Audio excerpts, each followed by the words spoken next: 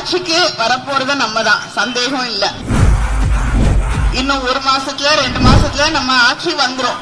வந்த உடனே முதலமைச்சர் அதை 1500 ரூபாயாக உயர்த்தி வழங்குவேன் என்று அறிவித்திருக்கிறார்கள். இப்படி இத்தனை சாதனைகளையும் செய்துவிட்டு தலை நிமிர்ந்து வந்து உங்களிடம் கேட்கிறோம், எங்களுக்கு உதயசூரியன் சின்னத்திலே வாக்களித்து வெற்றி பெற செய்யுங்கள் செய்யுங்கள் செய்யுங்கள் என்று உங்களை கேட்கிறோம்.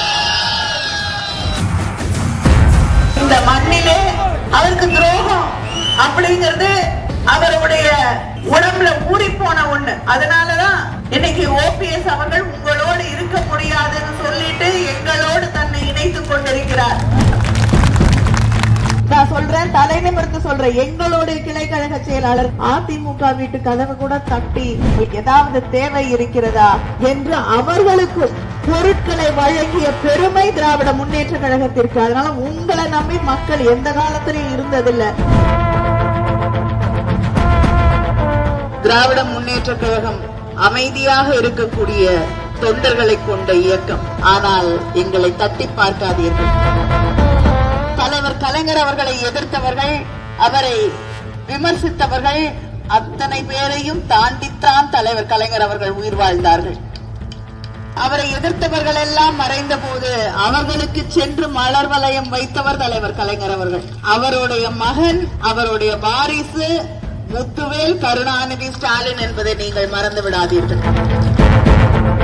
தமிழ்நாட்டு மக்களை மிரட்டி பார்க்கிறார்கள். இது பெரியாருடைய மண், பேரறிஞர் அண்ணாவின் மண், தலைவர் கலைஞருடைய மண். எத்தனையோ மிரட்டல பார்த்திருக்கோம். இந்த மிரட்டலுக்கெல்லாம் அடிய பணியக்கூடியவர்கள் தமிழ்நாட்டிலே இல்ல. நம்ம முதலமைச்சர் சொல்லுவது போல தமிழ்நாடு எப்பயுமே டெல்லிக்கு அவுட் ஆஃப் கண்ட்ரோல் தான்.